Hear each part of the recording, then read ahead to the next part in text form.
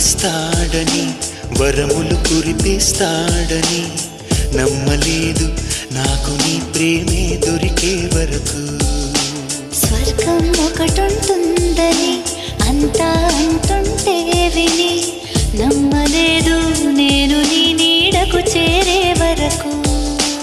ఒకరికి ఒకరని ముందుగా రాసే ఉన్నదో మనసున మనసై బంధము వేసే ఉన్నదో.